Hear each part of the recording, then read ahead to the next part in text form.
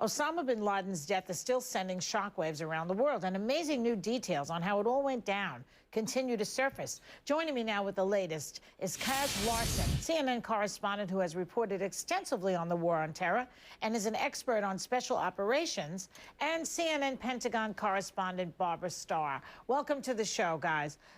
Barbara, now, the CIA tracked bin Laden through a courier that they had under surveillance. How did they get that lead in the first place?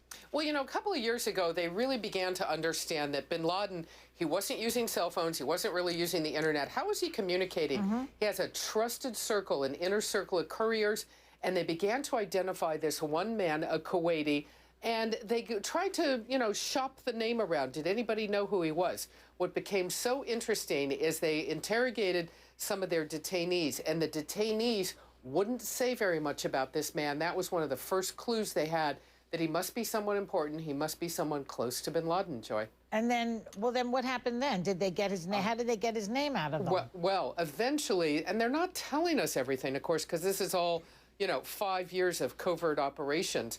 They say they gathered more and more intelligence. They finally identified the name of the man, but then they tracked him to this compound in Pakistan where he was living with his brother, $1 million compound, 18-foot tall walls, tons of security. What does a courier need and his brother need with that kind of $1 million, you know, residence, as we chatted about yesterday? That's when they began to narrow it down and say it could only be bin Laden that would get that kind of facility built for him in this area of Pakistan. And what happened to the courier? Was he killed? He was. He was killed. Yeah, he and his brother were in there. That was part of the resistance. When the SEALs came in, he is now dead. Okay, Kaj, now, waterboarding has been criticized and called torture by many. Do you think it got us the information we needed?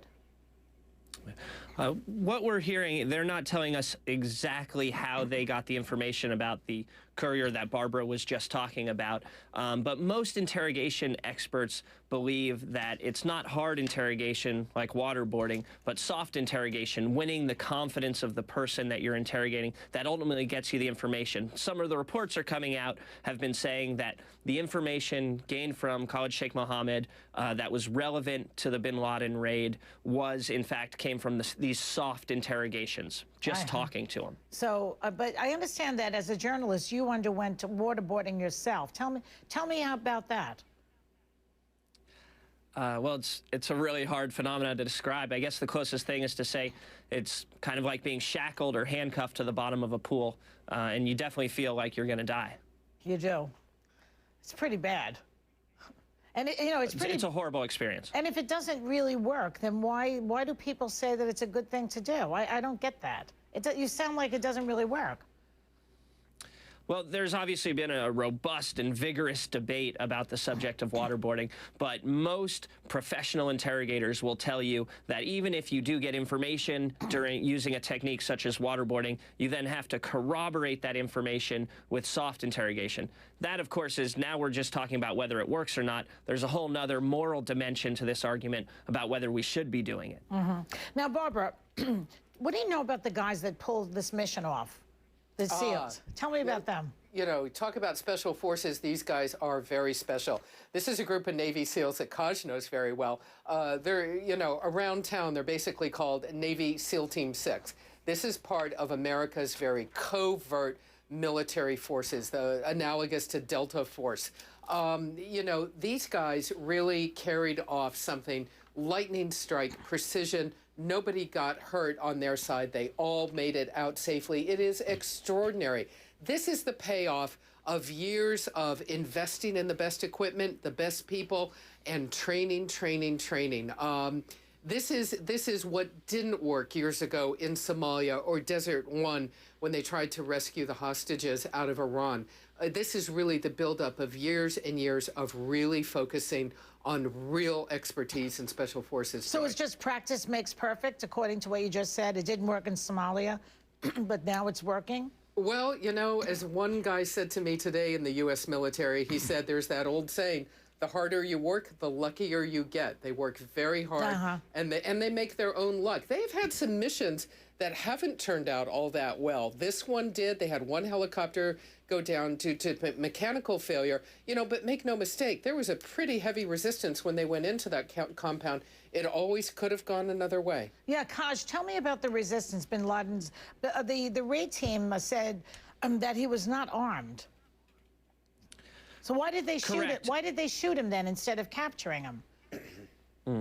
Well, my esteemed colleague in the Pentagon, Barbara, kind of hit the nail on the head when she said that these are the best special operators in the business. And you really have seen over the course of the last several years many of the high-profile takedowns and missions, including the Maersk, Alabama, where they took out the Somali pirates. Those are tending more and more to go to the U.S. Navy SEAL teams.